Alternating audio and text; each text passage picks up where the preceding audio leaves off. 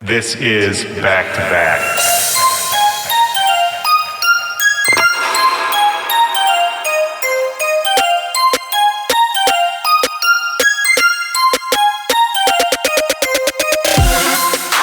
Yo, what's up, back-to-backers? This is Willy Joy. Welcome to the show.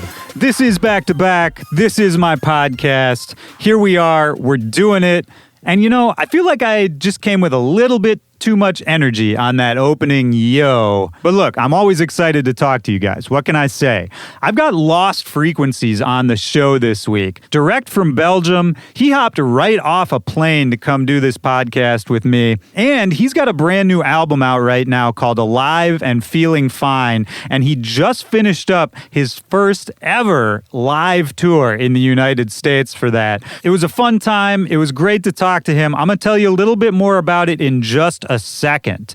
Back to Back today is brought to you by my friends over at Serato. And if you've ever seen me play a live set, there's a high chance that I was doing it on Serato software. I've been using their products for almost a decade, and I'm really excited to tell you about their newest one. This is a new beat-making tool for all the producers out there. Serato Studio is here to bring a little fun back into the music writing process. It helps simplify the path to creativity. It helps clear away all of those annoying technical roadblocks that you can run into while you're working, especially when you have a great idea, you don't want to lose it, you want to make sure you get it all out before it's out of your brain. If you're anything like me, man, those ideas come and they go in about 2 seconds. So it's great to have a piece of software like Serato Studio to just get it out and get it done. Serato Studio has a great interface. It's really easy to use, really intuitive, and it comes built in with tons of loops, samples, effects, everything you need to get a great sounding beat started quickly. And once you've got that beat to a place you like, you can export stems out of Serato Studio into whatever DAW you want. They're always tweaking it, always improving it. Their customer service is great. It's just all around a top recommendation from me. And right now, I've got a special deal only for listeners of this show. If you go to www.serato.com/studio, use promo code WillyJoy2 when you're signing up for a subscription to get 2 free months of Serato Studio. You can get a lot of work done in that time, and you're going to have a lot of fun too. So go check them out right now, serato.com/studio, and use promo code WillyJoy2 when you sign up for a subscription to get 2 free months. Big ups to Serato. That's crazy. We didn't even ask them for 2 months. That's just what they wanted to do, and I think that shows you what kind of company it is. So head over there, pick up Serato Studio. All right? All right. So for this conversation with Lost Frequencies today, this one was cool, man. He and his whole team, they literally hopped off a plane and came directly straight to my studio from the airport. They had all their bags. You know, they were tired after a long flight. I felt bad for them. I was trying to make tea for people, trying to make them comfortable, but they were all really sweet.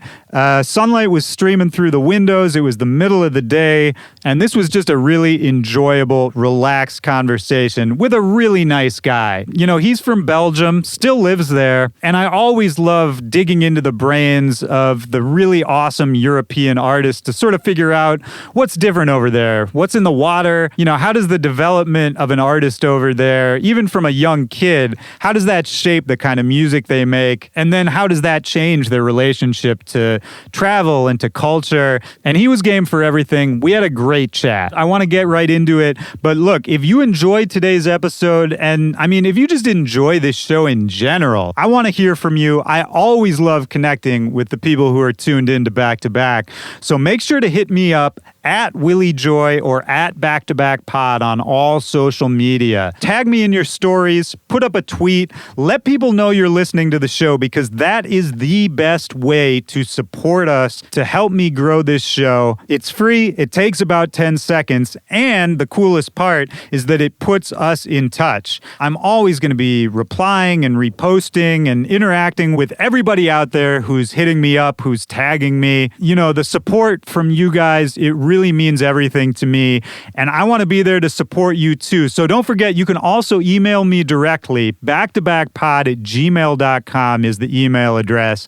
And whether it's on social media, whether it's on email, people always seem really surprised when I get back to them, when I reply. And look, if you've listened to this show enough, I think you would know at this point, I like talking to people. So I'm always going to get back to you. It might take me a few days depending on how busy I am, but I mean it. Tag me. Get in touch, and you can let me know what you think of today's episode. Don't forget, Lost Frequencies, the new album, Alive and Feeling Fine, is out right now, and you don't want to miss him when he's coming through your city. So I'm going to put a link in the description of this episode where you can go grab the new album, all the upcoming tour dates, everything from Lost Frequencies is going to be in that link. Right now, let's get straight into it. This is me and Lost Frequencies, back to back. Let's go.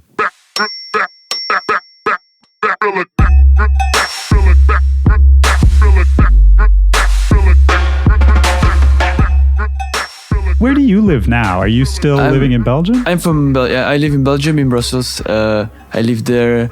I have my own place in my little home studio. That's where that's where I fly out from. Nice. Yeah. How is that getting to the airport there? I've been through that airport a few times. 15 minutes away from my home. It's super easy. That's beautiful. I really like it. And how often do you get over here to the States? I think I would go for like maybe 5 times a year. Okay. Something like that. Maybe sometimes I go up and down for one gig, and sometimes I come for a whole tour. Sometimes I'm touring in Mexico, and then I hop on in Houston maybe, and then I go back to South America. Sure. And yeah, it's interesting because this is the start of your U.S. tour, more or less? Yes, this is the end now. Oh, it's the end. Okay. Yeah, almost, yeah. Yeah, okay, fair enough. Well, how has it been so far? To be honest, it was really a tough challenge in the beginning. Like, we didn't really know how it was going to be. It's my first time I'm doing like a hard ticket tour with also with a live band, so not as a DJ set. And everything has been great. A lot of people has been showing up. We did a few sold out shows. Well, more than a few, like almost all the gigs have been sold out now, so it's really cool to see that I come all the way from Belgium to do my thing here, and people are really supportive. The vibe in the shows have been great. It was really an amazing experience to be able to do this. Yeah, that's good, man. Yeah, because it's interesting because as an American, to me, and I think a lot of American DJs and producers who are kind of in the scene here, you always think about Europe as being kind of, it's hard to break into Europe, like the scene isn't so big. But then for you, it's almost the opposite, right? Yes. Yes, here I'm almost like an upcoming artist. Right. Where in Europe, I really have my thing going, which is really nice. Like in Brussels, I'm doing a show where we are going to be 7,000 people. Right. And here I'm doing rooms where we are like 750 sometimes. So it's really different, but I really like to be able to do both kinds of things. So, it's keep you grounded also, like keep you realistic about there's still a lot of things to do, and to be able to grow the project in so much different kinds of way. So I'm just really excited. Yeah, it's interesting. I mean, do you enjoy, like, is it fun for you to kind of go back to that vibe of smaller shows? Yes. Does it kind of like mentally, do you sort of transport to, like, is it easy for you to sort of get back into that vibe versus, playing a giant arena? Yeah, it's definitely a good thing for me, I think, because it's, first of all, like you just said, it just keeps me like grounded, like to the floor, like what's going on. But also when I come here, there's less pressure in what I'm about to do. When I'm playing in Europe, maybe people expect more from me. Then here I can maybe play around more and do a little more, like try a lot of different stuff. So yeah, it's completely different, but I really like to be here. And then afterwards, the fans here, they're really intense. They're really nice. Like, they like to talk a lot. They tell about the experience they have with the music. Like, they talk way more than in Europe. The European fans, they're a little more reserved. A little more reserved. Here they hug you. They scream your name. They come after you, and then they explain like a whole crazy story about the track you had and how it impacts their lives. And it's really like, it touches me a lot, first of all, and then to see those guys at the show having the time of their lives, like and they're having so much fun. It's really nice. What's the experience playing to, even for you, you're a big name, especially in Europe, playing to thousands of people, but having that more muted response, right, in a European crowd? No, I think it's just, sometimes it's different because I see US artists coming over to Europe, and in Europe, what's really different is the bass scene is not as big as in the US. Like the dubstep scene and the trap scene is not that big, so sometimes it can be hard. Like if I think if you give like 5 straight hours of trap on a random main stage in Europe. Like not of course not in a trap festival, like people are there for this, but like on the random stage, maybe people are going to be confused at some time, like I'm not sure how to dance maybe. But I was like 10 years ago I was really into dubstep, and trap was upcoming at that moment, and it went big for like 2 years and then it left. And then sometimes I feel like US DJs, when they go to Europe, they try really hard to push the sound, and sometimes it's not really what people can dance to. It's really housey. I feel like for me, of course, I do a lot of house festivals, and so of course I'm in this world. But I hope the dubstep scene is going to get more attention, because I think it's a really cool sound, and it deserves more attention. Also drum and bass and stuff like that. I really like these break beats. I love it, man. So it's different. Yeah, and it's interesting too how certain sounds will everybody's either following or leading the other cultures, right? So like for Europe and the UK, I mean, that's where dubstep was born, yes. right? And then it came over to the US and had this crazy explosion here. And now it's like a different thing now that it's here. But you are starting to see it, I think in Asia especially, bass music is kind of getting big again. Yes. And it's the same with house, where like Europe and the UK have been on house for years. And it's only now that we're starting to see it really trickling into the US. Yeah. It's sort of funny how... It feels like it started really like with big room sounds, like where everybody can really go along, like with real EDM, and then it went into more this dubstep trappy sound, and now it's going even more into this techie sound, like now Fisher and Chris Lake, they're completely slamming it, they're going crazy, and I think it's amazing, because you have this power of a big room sound but in a techie environment. So it's really crazy to see how everything evolves and changes so quickly. And of course, for me as a producer, I always try to keep my signature sound, but try to sometimes take these inputs from other DJs you see, and those big moments, you try to incorporate them also in your set and try to have those big moments too, but without really losing your identity. Right, yeah. And that was something I wanted to talk to you about, is that, your music, I love your music, and it's, a lot of it is very song based, right? Like a lot of it is almost a song that somebody could play on the guitar, yes. You know what I mean? Yes. And I guess I'm just curious how you managed to sort of thread the needle to still maintain that identity, but then be able to play on these big festival stages next to, say, a Tiesto or whoever it is that's really banging it out. Yes, it's been a hard road. It's not super easy. In the very beginning, first of all, I only had like a few tracks out, so I was playing DJ sets with a lot of tracks that weren't for me. And I think that now that's a really big change that I have, is when I play a DJ set, it's almost only my music, tracks from my label, and some of my favorite tunes. And I think that's also something very different. But then at some point, of course, also my music, I don't master it as loud as straight EDM tracks. Like it's really like, it's more a groove master than a big sausage. So it doesn't go as loud as the other tracks through the speakers. Right. And on top, it's not as powerful sound-wise as the other DJs playing before or after me. So at some point, it was hard for me to find a way to keep people entertained throughout a whole night on the festival.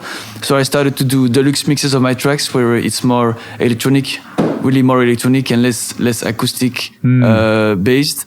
And then now I just released an album, and on the album straight away you have more songs, and then you have more club tracks, where the tracks that I usually play in my DJ sets, which are more powerful, a little bit louder, and really more, let's say, drops, but still very melodic, a lot of vocals, right? And it actually fits together. Yeah. I mean, that's a cool evolution, right? Because I remember with your first album, didn't you release like a whole another set of other mixes of the songs? So I did the first album called Less Is More. And then I really wanted to play all those tracks during my set, because now I had the opportunity to play a lot of my own music. And so I did a second album called Less Is More Deluxe, and I did a remix of every single track. So I had 16 tracks, so I made 16 remixes. And now I did it again for the new album, but I did it straight away. Like you have 2 CDs and you have straight away the songs, and the other one, CD2, which is like a DJ mix of 45 minutes with remixes I did. And yeah, for me it was really important because now I've been touring a lot and playing a lot of tracks that are more powerful, and I wanted it to be on my album because it has to fit what I'm doing. So, but it's still very like it all goes together. Yeah, well, and I like that you do that, man, because not only does it make sense that, you know, now you can have something that's on the radio and you can be in the club, but also I like that you're sort of showing the process a little bit, because I think anybody, especially if you're making an album, a big body of work, of course there are going to be multiple versions of tracks, right? I mean, some artists, when they're making a song, they could have 20 versions before they get to whatever they call the final track. And so, you know, to me, it's like, well, that's out there, and probably a lot of those versions people would want to hear anyway, right? And so I like that you're kind of sharing that and figuring out how to use it, you know, for your own purposes. It's just a cool idea. It's also fun, but because when you think about it, you also have rock bands when they release a track for the radio, and then when they play it live, it's completely different. Like you have way much power, you have maybe a different arrangement, you have a really longer intro, and so sometimes people say like, oh, you're making music just for the radio and then you play something completely different in the club. But even live bands, they change the tracks to play them live, to have more power. So I'm trying to see it in that way. Like I'm playing my tracks, don't destroy the track completely, but keep the original vibe and build something around it where people can go crazy but still recognize the original vibe of the track. Yeah, so yeah, it's fun. Yeah, no, that's great, man. And, well, now you're doing the live tour, right? Yes. Which is a whole nother beast, I'm sure. How big is the band? Like, what does a live show mean for Lost Frequencies? So a live show for me was really something where I could get rid of the DJ booth, because there are a lot of DJs out there doing a live show where they have a DJ booth and then on top they play some drums, or maybe a guitar player is going to do solo at some point. But for me, that's not really a live show. I really wanted to get rid of the DJ booth, and so I have a drummer playing all the drums live. I have a guy playing the guitars and keyboards, and then I have one hardware, like it's a Prophet. The MIDI information comes in, and then I can do the sound design live. I have like a MIDI push thing. And then I have also a MIDI keyboard. And so with that, we managed to play like let's say 85% of everything, because of course I don't have all the vocals with me, and some percussions and bass lines are coming out of the laptop, and all the rest we are playing it live.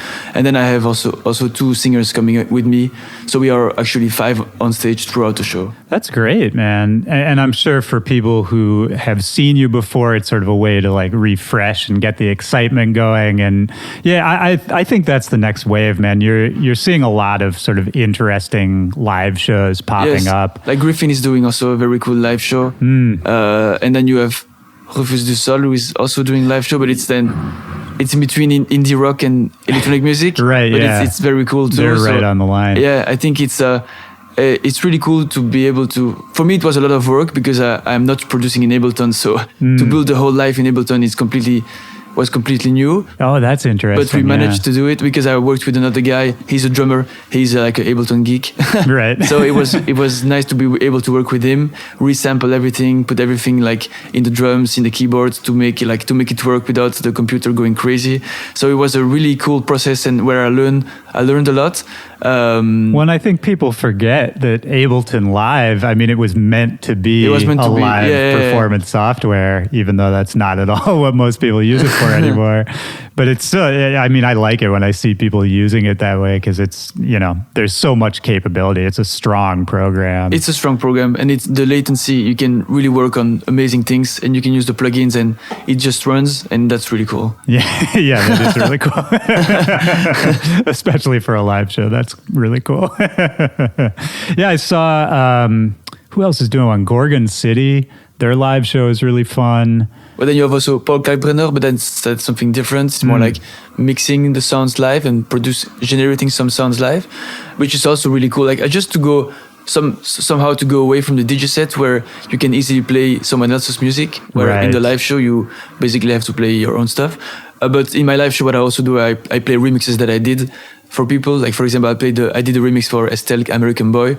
For me, it's an amazing opportunity, of course, to put it in the live show. I did the remix for Thunderclouds of LSD. I also played in the live show, and I did the remix for the Rasmus. Right. So also for me, it's like, of course, I'm going to play them because it's an official remix. I have the approval of the original artist, and it makes sense for me to play them. So I play 100% Lost Frequencies, but still, it's remixes, but I can get away with it. Well, yeah. No, absolutely. But plus, you have the stems, right? I mean, that's. I have the stems, yeah, so I can go a cappella. That's amazing. Yeah. Are you classically trained? Like, was playing the keys and playing instruments in front of people? Are you comfortable with that? I'm not 100% comfortable, but I try to keep it for me as much possible as I can because. You won't see me play arpeggios like right. because I want it to be tight. I want it to sound tight, and if when I'm playing it doesn't sound tight, I won't play it. Or I give it to the keyboard guy next to me because he's an amazing keyboard player. I grew up playing the piano. I learned solfege and rhythmics, and I think it helps me to have maybe a melodic ear, I guess. And was that from a young age? Yeah, piano? I was younger. I was like 6, 7, 8. Okay. Growing up, I played. Yes, the teacher was coming home. We had the piano at home, and I have 2 brothers. So we had like 1 hour playing every one each turn, 1 hour with the teacher, and then he left. And then we were supposed to learn for the next week a piece, and then he came and we played. Right. Yeah. It was fun. Yeah. My mom tried to teach me piano when I was young, and it just didn't go well because my mom can play piano. She's good at playing piano, but you like having not any other instrument. Well, I grew up playing the trumpet. That ended up being what I liked, but I just wish piano, especially for producing, it's so useful. It's useful, but I think just playing any instrument really helps you. Getting away with just melodic sounds and stuff like that. Yeah, absolutely. And I think just understanding, other genres and other eras of music and all of that is so valuable because I think especially in today's era, like if I think about, if I was a 16-year-old in 2019 and I saw these DJs and these producers, you can kind of just jump straight into it now. Yes. And I feel like it didn't used to be that way. I jumped straight into it.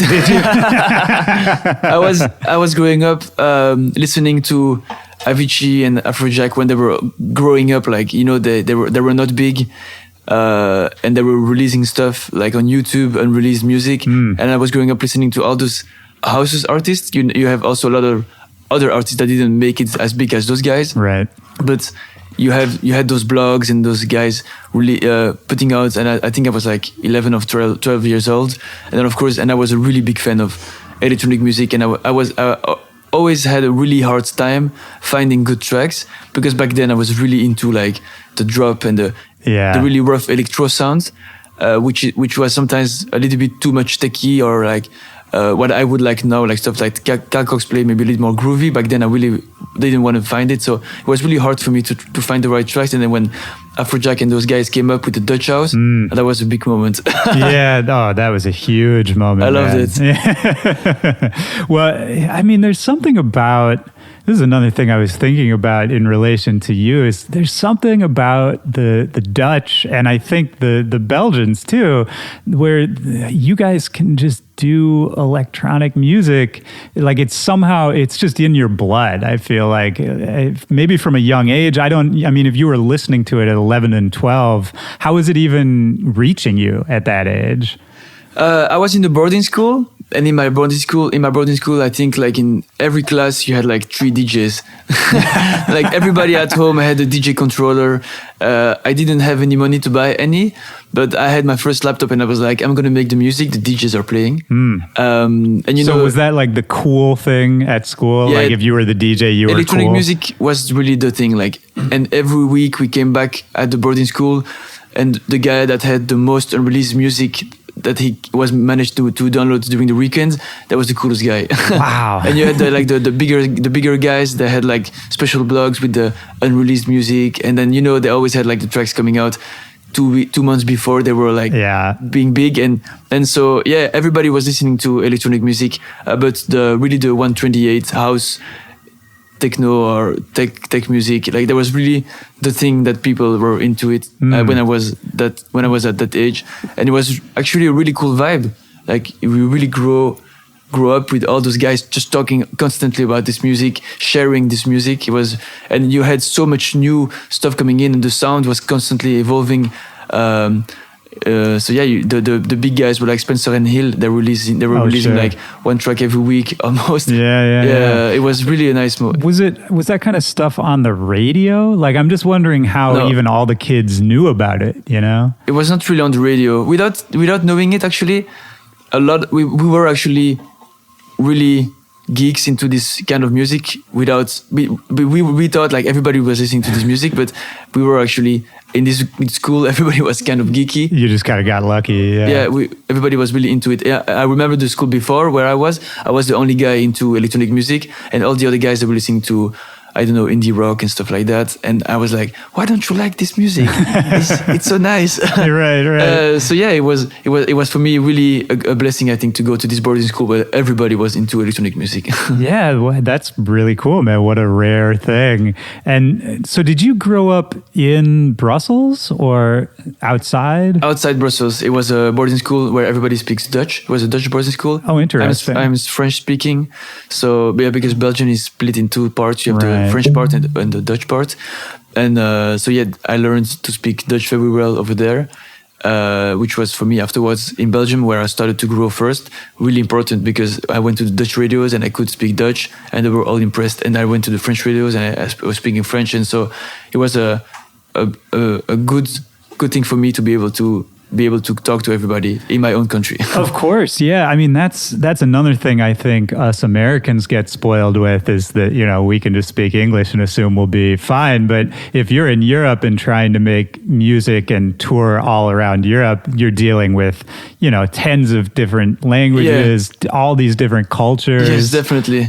When you make it big in the US, you make it big in one country, but you get so much attention on social media or with all the blogs like that are now kind of ruling the electronic music world. Like they're all from the US right now. Yeah. And so you get so much attention, and then in the end, like you sometimes it can be dangerous. You think you're super big, but actually you're just big.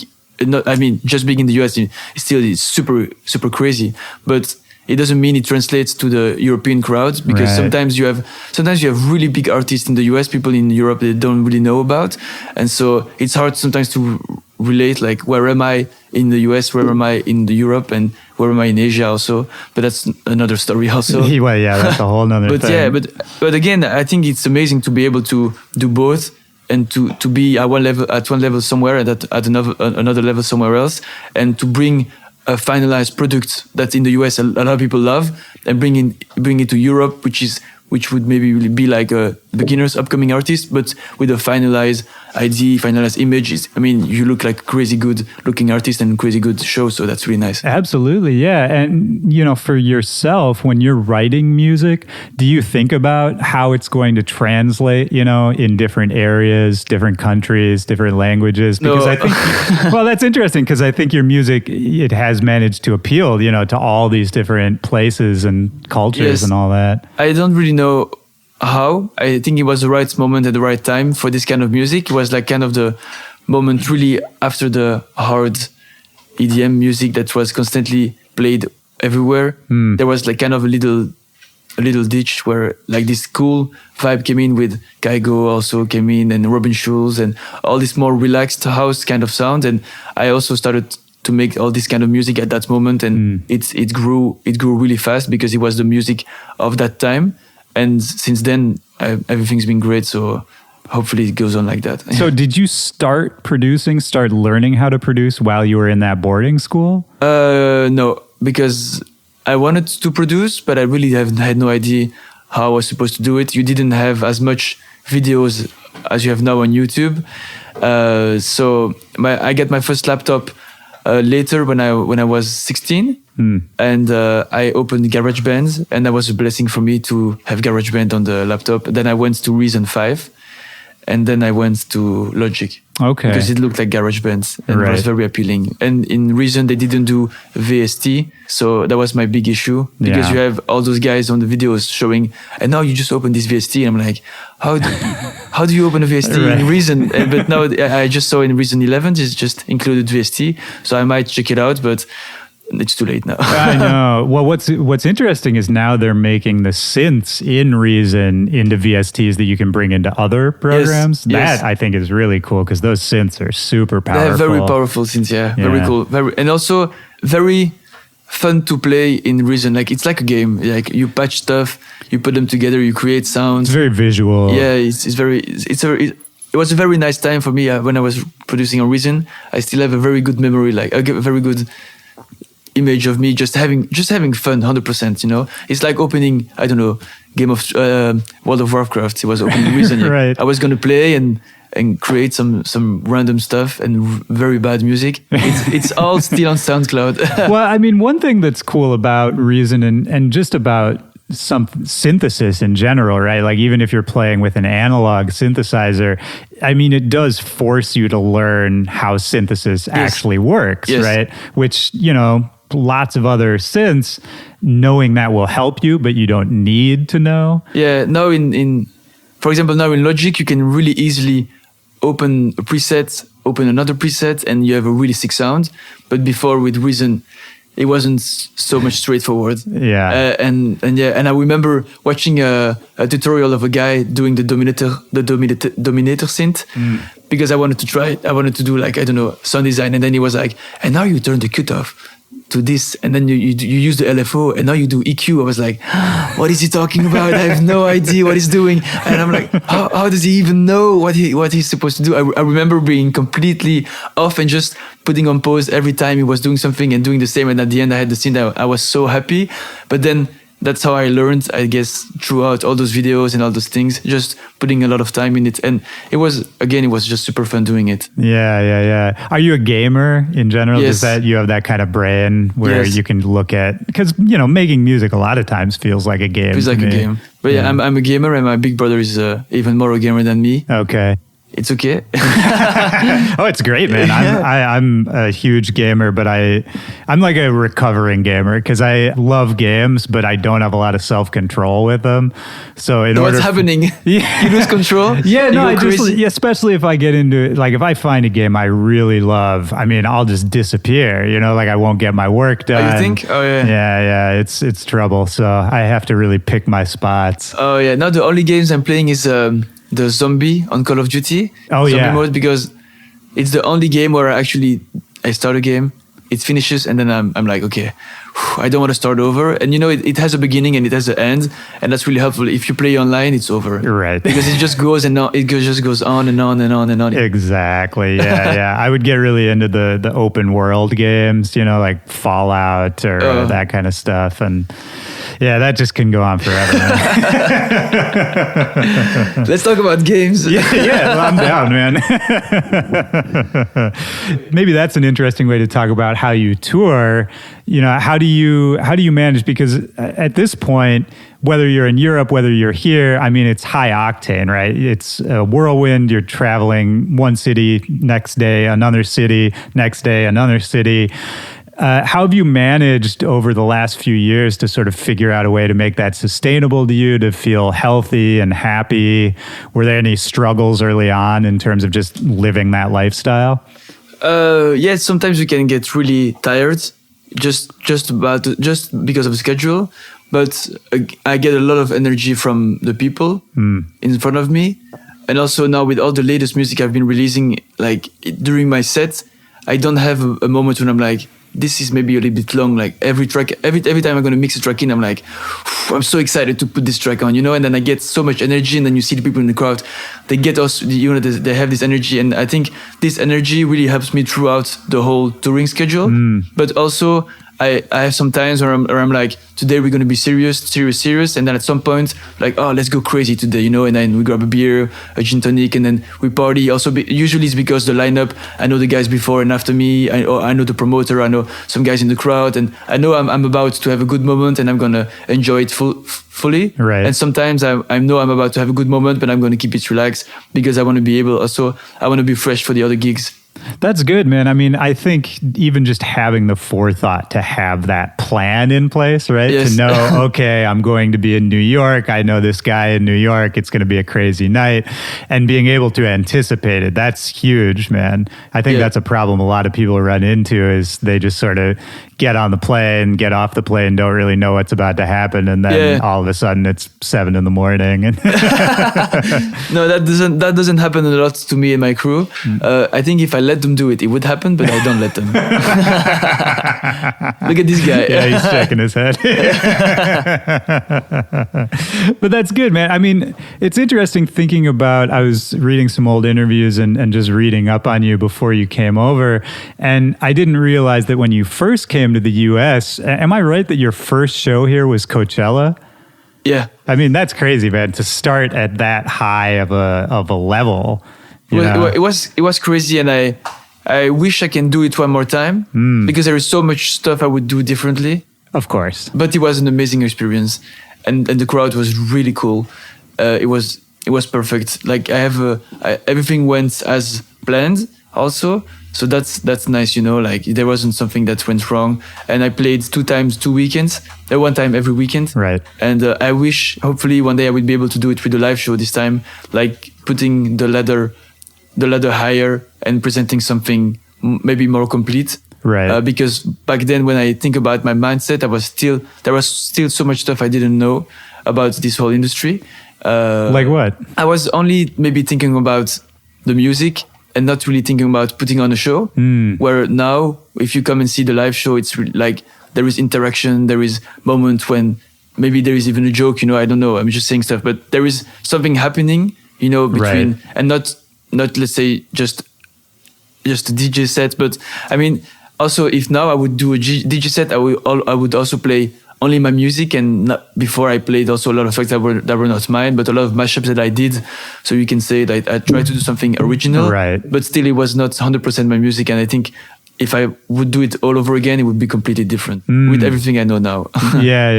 But still, again, I don't regret it because with everything I knew back then and how we put it together, it was still an amazing moment. Absolutely. And I mean, just the fact that your first US show was Coachella, I mean, you must have been doing something, right? Yeah, it wasn't bad.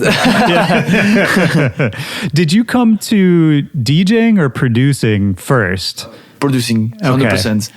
Like I said, all my friends were DJs, so I was going to the houses of my friends and putting some tracks on, but I was really more into the producing parts. And I think you can hear it in my sets that I'm more a producer than a DJ. I'm not spinning tracks every 30 seconds. I'm more about the story and playing the tracks that I produce in the studio where I put time in it. And also it's not often 2 times the same drop. It's more like first drop, second drop, like it's more like really a whole track. And so, yeah, that's what I'm trying to do now. It's more like, I'm from the producer side, so I guess I'm different. But you have, of course, amazing DJs and amazing producers that goes together. You have those guys, and those are amazing. But I'm more producer than DJ, I think. Sure. And I think, you know, there's no right answer to that, right? It's, you know, everyone sort of finds their own balance with it. And I think it's also dependent on what we've been talking about, where you grew up and what was happening around you. I started as a DJ just because that's what you did when I was a kid, is, you know, there weren't so many producers who were known. The DJs were more known. Yeah, it's true. Yeah. It was a completely different. Also, I know guys, they started as DJs and now they're doing well as producers, and I mean there is so much different ways to get where I am momentarily or where other guys are. Like it's not just one way. Right, absolutely. And so for you and your way, I mean, going through boarding school and you know, as you're sort of coming into adulthood, was there a thought in your head that this was something you wanted to make your life, your career? Like, when did it become serious for you? There was this little joke I was always telling myself when I was producing in the very beginning. So I'm very bad with alcohol. Sure. I'm very bad with going out. I'm very bad with going to clubs, and I'm very bad with having a lot of people around me. Well, like you can't handle it, or like you go too far. No, What do like you mean? but I didn't really had a lot of money, so when I was going to a club, just taking a cab back home after was a really big expense. Buying a drink was a really big expense. Buying the entry to the club was a really, really big expense. And I was really bad with alcohol, so I couldn't really drink before. Otherwise, I was too wasted in the club. Yeah. So I didn't really go out a lot. All my friends were going out a lot, and I stayed home. And in my head, I was like, I will go out more later. And so now I'm going out more later. You figured out a sustainable way to go out. Yeah, so I don't have to pay for the cab after the show because the promoters kindly drive me back to the hotel. Oh, this is great. Your whole career is just based off of you like resenting your friends going out. Yeah, That's great. but yeah, I didn't. It was more like a joke than really actually gonna happen. But now it's happening, and my first time accepting a gig was when I went to Tomorrowland, Brazil, and I had a choice between I had exams at the university and I had this opportunity of going to Tomorrowland, Brazil, and it was a really big choice because it was already my third time doing my first year, and if I missed it again, then I had to pay for myself for the whole lectures. And it would have been really expensive to do the whole university thing. So I talked to all the teachers, and they were like, "You have a big opportunity, go for it. And if it doesn't work out at the end of the year, you can do a fourth year." So I was really happy to have this this back thing going on for me. So very understanding teachers. Yeah, it was a university where they like people that try stuff. Like you try to do your thing, and if you have something going on, they really help you to go through it. So it was really a cool moment for me when they told me, just go for it, and you can come back if there is a problem. And I've never been back. What were you studying at university? I was studying economics. Okay. I really liked it, actually. I really liked the vibe of the university. I was just really bad at it. Well, I have to imagine studying economics is something a lot of producers and DJs could stand to do a little more of. Maybe, yeah. I mean, I have to think, in a serious note, like on the business side of it, I would imagine that kind of background probably helps you to run this career, because it's not like, eventually you get a team around you and people to help you, but especially when you're starting, no one's telling you, No. don't blow this advance, you can ask for more money at this show, all that kind of stuff. Yeah, but I quickly had a management team. How did that happen? I got an email from a French team, and they proposed to do my management. And for me, it was out of the world, out of this world to have so management, was crazy. Like, and now I can talk to my manager. Like, it was something pretty crazy. After 6 months, 1 year, it turned out not to be my vibe. So I changed to the manager I'm with now. Like now it's been 4 years. I'm with the same management, and everything's been really smooth. And in the very beginning, also, my mother was helping me out with all the accountant stuff and stuff like that. And I wasn't really, and I'm still not. I'm really a spender. The only thing I'm spending my money on is studio gear. Right. I think investing in yourself is one of the best things an artist can do for themselves, especially early on. If you're putting money into more gear, you're putting money into the show, all of that. Yes. So now I'm entering a phase, I think, where I'm going really into. I want to set up like a whole hardware live show. Okay. Not for me, but for another project I'm working on, where really like it's more techno music, but really like like you take away everything from the table, and then you put the sequencer, and then you put everything from there. You start to build a show. I think that's something I want to work towards on also, because just by doing so, I learned so much. I learned so much about, I don't know, even more about sound design, about putting stuff together, about chains, about effects, about how you can create sound, record it, and create different things. So yeah, I'm trying to push the boundaries of what I know and just try different stuff. Yeah, that's cool, man. That's back to that game mentality, right? You get to actually play with some toys. Touch it, it feels great. It feels really nice. So would that be an evolution of Lost Frequencies, or would that be a separate project? It's a separate project, yeah, because I wouldn't be able to do a live setup for Lost Frequencies with this kind of setup. Maybe I could do a hybrid show with really electronic sounds, and then it goes more to the vocal and organic sounds. Right. But maybe 2030. Well, I mean, we have been talking about you mentioned bass music and drum and bass and all these different sounds that you're into. And I think that's cool that you can try to figure out a way to, indulge in that too and keep Lost Frequencies as kind of keep the identity of that project intact. In the live show, we have a moment where it goes drum and bass. I produced a drum and bass track just because I really love drum and bass, and I once Well, you did one with Netsky, right? I did a track with Netsky, which was more like break beats, bass trap. I don't know what you call it. Yeah. But it was being in the studio with Netsky was a very big moment for me because he's one of my top producers and he's really good in the studio. Like you have to see him produce. It's a machine. This guy. I learned so much from him. Also, just by being really straightforward with things. Like his sound design, you think it's really crazy, but actually when you look at it, it's like it just makes so much sense. And then afterwards, when I came back in the studio, I was like, there's so much stuff I want to do right now. Just recreating stuff and tons of inspiration. And then when I did the live show, I did a drum and bass track because I wanted to have different kind of style in the show and just making fun, having fun doing the show. Yeah. So that's great, man. Yeah, and again, I'm sure that goes off at the live show. That's I don't think people expect it, but it's cool. No, that's good. You got to surprise them every once in a while.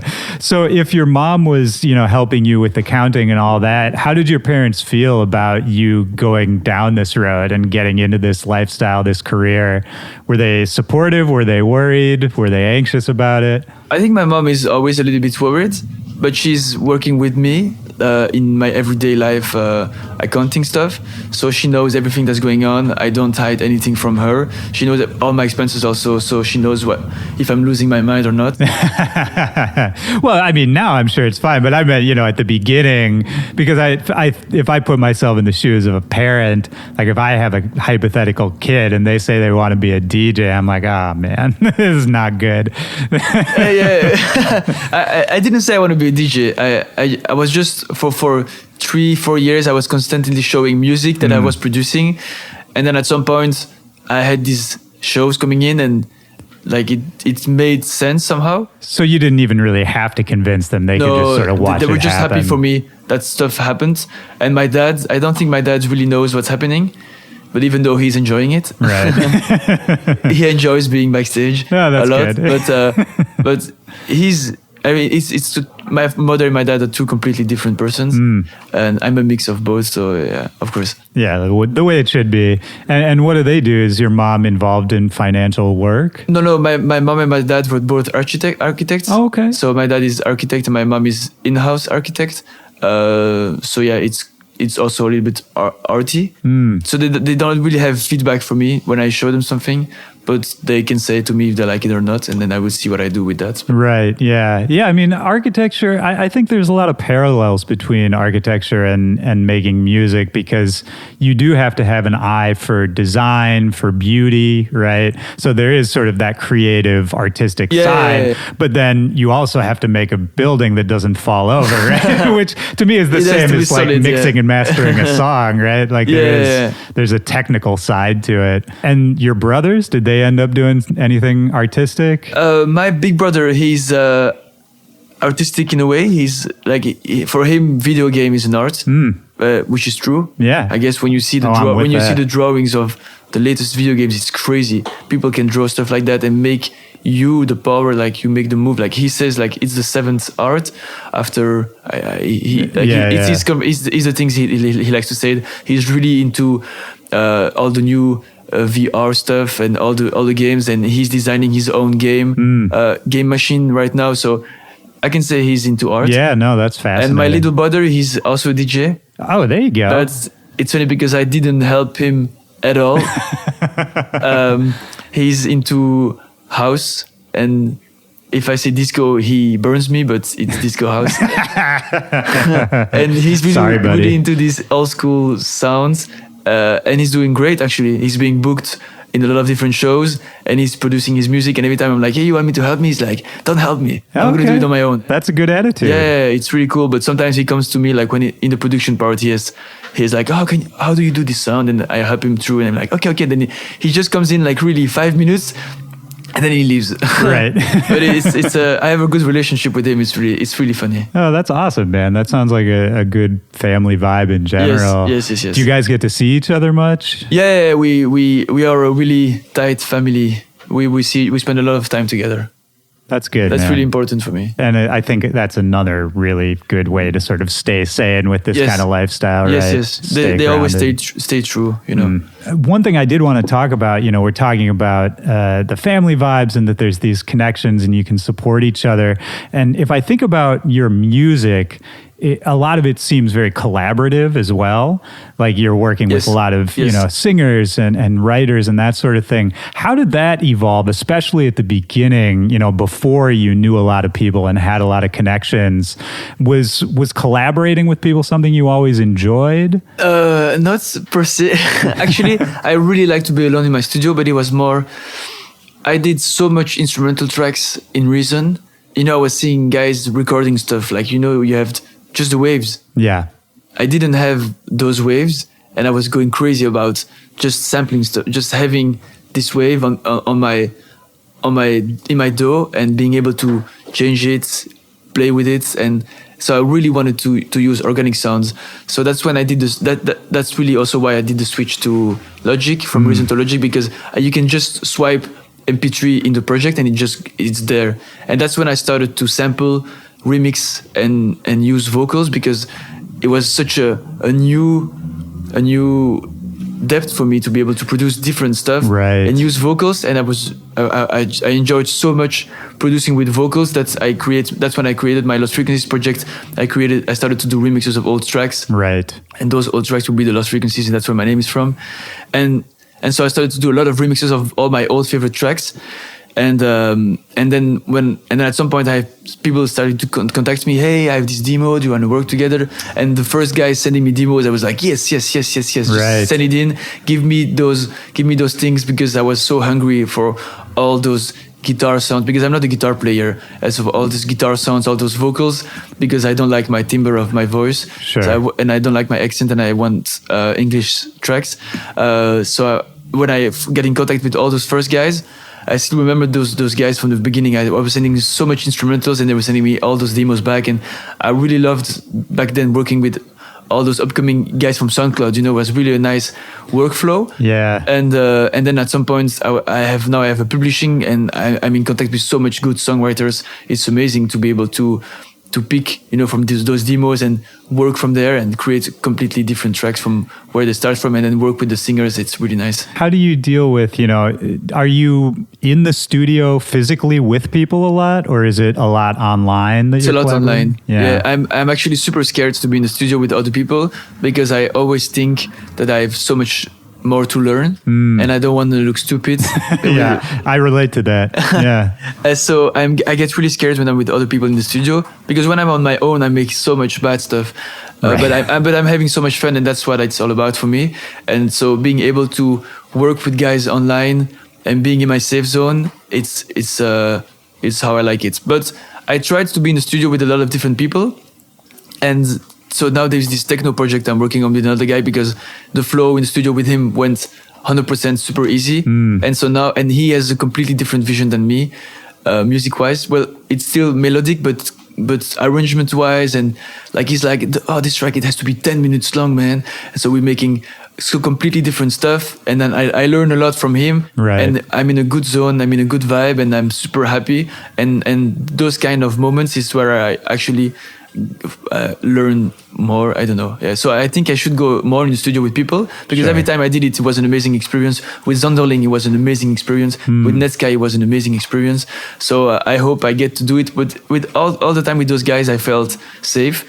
So to go in the studio with big songwriters, I think I would be very scared. Sure. But I think it's I feel the same way. I'm the same as you. Like, it's always very intimidating for me to do that. But I think, at least for me, every time you end up in the studio, it's like what you were saying about Netsky and his process. You realize, I understand what they're doing. There's a connection, and I'm sure they're also just as interested to see what you do, even though, at least for me, I'm like, oh, well, nobody wants to see what I do. Let's talk that's about it. you. I'm like, what am I gonna do? I'm just gonna add some VSTs, maybe record a little thing. It's gonna be super stupid, and then you're like, yeah, but it's nice what you do. I'm like, no, it's not nice. So yeah, I think I'm gonna try to do a songwriter camp one time, one whole week with all those guys, and then we don't just write, we talk, and we talk about music, and I think some stuff's gonna go out of it. That'd be good, man. You did just drop the new album as well, right? And that just came out, what, a month ago? Yeah. Couple months? 4 of October. Yeah. Did you always think of this as an album project for Lost Frequencies? Now that you're 2 albums deep in the game. Yeah. I think it's more of a snapshot of 2017, 18, 19 of what I've been doing for the last 2 years and a half, because a lot of stuff is already out. And a lot of stuff I've been playing in my sets. I think it's just to set down about this moment, what I did, and then for maybe in 10 years, like when I look back, it makes sense that all those tracks are together. Yeah. And now I can, maybe try something different. I think now I'm going to try to work with other artists from other genres and do a small EP for 4 tracks that sounds completely different from what I used to do, but just, to open my horizons, do something different, because I just laid down this album and I think it's very...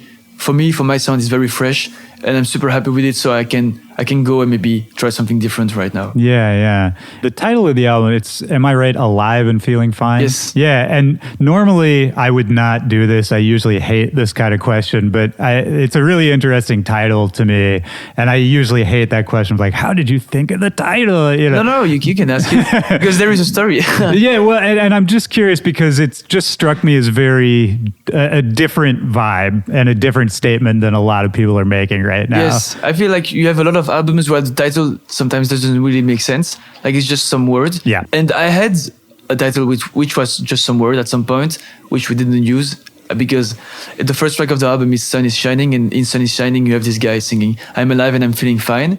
I was like, has to be the name of the album, first of all, because it's the first track of the album and it's super straightforward. But also it's the feeling that I get when I'm playing. It's like, it's not I'm powerful and I'm destroying stage. It's more like I'm alive and all these people there smiling, dancing. It's for me it's a heartwarming moment. Like, yeah. I really enjoy it, and it's how I want people to feel when they with me in the crowd, or it's how I want people to feel when they listen to the music. Like I'm there and everything's going great, and yeah. I don't know why, man, but I really connected with that title, and that's rare for me because I think as an artist, especially. Alive and Feeling Fine. I mean, that's the goal, right? Yes. Because it's not so dramatic. Exactly what you said. It's not about, I'm crushing the, the festival or whatever. It's really, that's all we want, right? It's setting vibes and just being there. I don't know. Yeah. Yeah. No, I agree with you, man. I just really like that title. Thanks. I hope you like it. Absolutely. It seemed like everything has happened within a short period of time, relatively, right? In the last, 3, 4, 5 years, that it's all really taken off. Have you been able to, have those moments where you're able to process what's happening, to take it all in, to stop and say, this is crazy, to appreciate it? Do you ever feel like it's all just sort of a whirlwind and it's hard to process? I had it during this tour, actually. Because like I said, my album was just released and I feel like for me at this point the sound is very fresh, it's very where I want to go. It's a mix between organic music and electronic music, very melodic. And we're doing this live show with these people on the bus. We're touring with the bus. Like after the show we go on the bus, we're having an amazing time together. Everybody from the crew is really nice. And then I thought to myself, like, I'm really having the time of my life. This is 100% amazing. Right. And I was just so happy to be able to do this. Like the album is going good. People are like they're saying, like they love the music. They come to the show. They sing along. They're having a good time. They say they like the show. People on the crew are happy. Like, everything is just good. So yeah, I was like, this is amazing. Well, yeah, that's good, man. I like to hear that. I'm glad you're able to kind of have those moments. I mean, it seems like you got a good crew with you. You just made me think of when you were touring with the Chainsmokers, Yes. right? And that had to have been one of your early tours. And I have to imagine there's probably a shitload of people on that tour, like a giant crew. Yes. So that was what, all arenas, right? Yeah, all arenas. It was really impressive. First of all, thanks to the guys for having me. Yeah, shout out to the Chainsmokers, man. You guys still got to come on this show. And I have to say, the guys were really nice. They're really inclusive, like trying to make you feel part of the whole thing that's going on. And that's really nice, because sometimes you can be completely excluded. But fortunately, I haven't. Right. and yeah, they did a really big tour, and it's something completely different size than what I'm doing right now. And I have a lot of respect to the show. Also, when I did with them, I really liked the show they were doing. So I think I saw the show like 6 times. Yeah. And every time I was having fun, and it was pretty nice from them to having me on the tour. And yeah, it's been a really good promo also for me to be able to. I was playing before Kiara, Right. and Kiara was playing right before the Chainsmokers, so I was playing when people were coming in. I was super scared, to go up and to the DJ set and play all this music that people don't know, but it was nice, and I think I made some fans throughout the tour, for sure in Montreal. I made a lot of fans because I remember people were going off at that show. But it was also a really good moment for me to go around the US, don't care about ticket sales because it was not my problem. Right. And just enjoy the tour, Yeah, absolutely. And was it a similar kind of, family vibe, the crew hanging out, like everybody talking? It's like when I did the tour with Don Diablo also, it was very nice. It was kind of the same venues we are doing right now. So it's really cool for me now to be able to, I was warming up 1.5 years ago, and now I'm headlining my own shows. These venues, it's really nice. And Don Diablo also gave me a really good, like I was playing right before him, so I think I made a lot of fans, and a lot of people were already coming to see me. So it was really cool to be able to do all this kind of stuff the last few years here in the US. Yeah, and now you're maybe in a position to do that for other people, right? I mean, I know you've got your own label now. Yes. You're working with up-and-coming artists. Yes. When did that start? When did you form the label? I formed the label when I released Crazy. So Crazy was the first release of the label. It was really a mix between club sounds and radio sounds.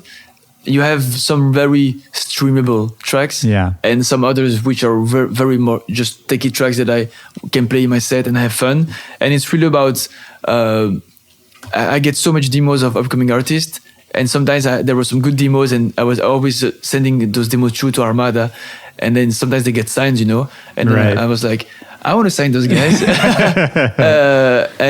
So that's what I'm doing now. And there's actually one guy from New York, he's called Netsky. He's a really good producer. He has a lot of good tracks, and I think he's gonna go far actually. So I'm trying to push him, trying to help him. Hopefully he will be able to come with me on some shows. And I have the Lost Frequencies and Friends stage at Tomorrowland that I'm hosting, where I put all the people from my label. Last year I had 3 or 4 people from the label on the stage, and they were also happy to be there. And it's an amazing experience for them and for me also, because it's kind of a big family. So yeah, it's a really nice experience. That's great, man. It's cool to see you sort of just building the world of it, bringing more people into it. Yes. I think that's, for any artist at any level, I think that's what pushes us forward, right? Is being around sort of that new energy and people with new ideas and people who are at different stages of their career. Yes. At least for me, if I'm around, somebody who's really young and hungry, it reminds me of when I was like that, and I can kind of get some of, that energy back a little bit, not be so tired all the time. Is there anything we haven't talked about? Anything that's on your mind? Anything you want to get out there? Yeah, I would like to say this is the end of the tour in the US. That we have Washington tonight and tomorrow in New York, and then I fly back home. And I would just like to thank everybody that came to the show, because for me it was really a blessing to be able to have all those. We did 3 sold-out shows in California. It was really a blessing. So thank you for coming out. Thank you for dancing, singing, and hopefully you like the new music and the new music that's going to come out soon. And hopefully see you guys soon. Absolutely. And thank you for having me today. Oh, absolutely, man. Thank you for coming through. This was fun. I'll wrap it up just by asking one last question. I ask this at the end of every episode. Just looking for a time in your life, a memory, a moment when in a single moment, music really meant something to you. Music really affected you deeply. And it doesn't have to be something significant. It can be silly. Just the first thing that pops into your head. Maybe when I had my first breakup, Okay. and I was listening to "Goodbye, My Lover" from James Blunt. Nice. That's a good. Was it that kind of moment where all of a sudden you like connected so deeply with the song? Because I know what with you're the talking. lyrics, yeah, right, yeah. yeah. It's like, how did he know to write this about 100%. me? Yeah, and he's also a really nice songwriter, so it fits. And that's why I was so happy also to be able to do a track with James Blunt later on. Well, yeah, that's right. I mean, how did that come about? That's an interesting collaboration. They asked me to do a remix for him because he was releasing his new album, and then I said, maybe we can do a collab instead. And then he was releasing his album, and he had some demos that weren't finalized and didn't make it to the album. And I had this demo of melody that came in, and I used it. I just made a new track, and they were like, "Yeah, you can have it for a single." Oh, that's great. It was amazing, and he was super nice to work with.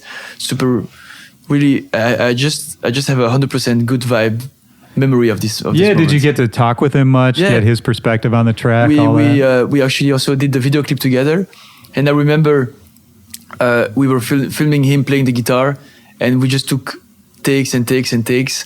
And at some point, I was like, "Oh, he's going to be annoyed, we're making so much takes," because he was also my film crew, Right. and he just stayed super relaxed. And then at the end, I was like, "Whoa, he's so big and he's so chilled." It's really someone to look up to. Man, well, yeah, and it's a great collaboration. It's a great album, man. I'm Thank glad you. to hear the tour went well, and thanks for coming through. Thanks for having me. Absolutely, man. Peace.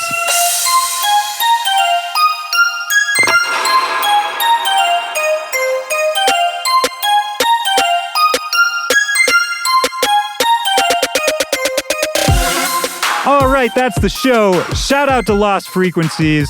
Great to meet you, man. That was a really fun talk. And for everybody out there, don't forget the new album from Lost Frequencies, Alive and Feelin' Fine, is out right now. And there's going to be a link in the description of this episode where you can go grab the album, the tour dates. Everything is in that link. My name is Willy Joy. You can also reach out to me literally anytime you want at Willy Joy or at Back to Back Pod on all social media, or you can email me directly, backtobackpod@gmail.com.